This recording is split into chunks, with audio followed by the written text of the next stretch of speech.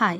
उन्हाळ्याच्या सुट्ट्या सुरू झाल्या, शाळा संपली. घरात बसून खूप कंटाळा आला होता. म्हणून मुलांना घेऊन गार्डनला आलो. गार्डनचा आजूबाजूचा परिसर खूप छान होता. मुलं गार्डनमधल्या असलेल्या देवळात पाया पडून आली. आजूबाजूचा परिसर खूप सुंदर आणि खूप छान होता. घरात बसून आलेला कंटाळा इथे आल्यावर दूर झाला. इथे लहान मुलांसाठी भरपूर ॲक्टिव्हिटीज होत्या. त्यांच्या चेहऱ्यावरचा आनंद बघून मनाला खूप बरं वाटत होतं. स्लायडिंगवर जिजाने आणि शिवने पहिला नंबर लावला. लहान मुलांसाठी इथे भरपूर ॲक्टिव्हिटीज आहेत. मुलांनी भरपूर मजा केली. त्यांना हवं तसं खेळता आलं. जिजाला ही ॲक्टिव्हिटी करताना खूप भीती वाटत होती, पण थोडं चेअरअप केल्यावर तिची भीती गेली आणि तिने हा गेम पार पाडला. दोन्ही दीदीने ॲक्टिव्हिटीचा भरपूर आनंद घेतला. तोपर्यंत शिव इथे रेतीत किल्ला बांधत होता. किल्ला काही सक्सेस झाला नाही, म्हणून दोन्ही दीदी मदतीला आल्या आणि किल्ला बनवायला घेतला.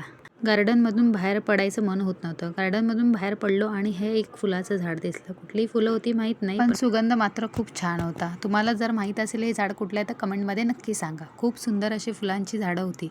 हेही फूल खूप सुंदर होतं. सूर्यफुलासारखं होतं, पण साईजने छोटं. एवढं खेळून सुद्धा घरी जायचं मुलांचं मन नव्हतं. फायनली बाहेर येऊन आईस्क्रीम खाऊन गार्डनला बाय करून घरी निघालो. भेटूया नेक्स्ट व्लॉगमध्ये. बाय.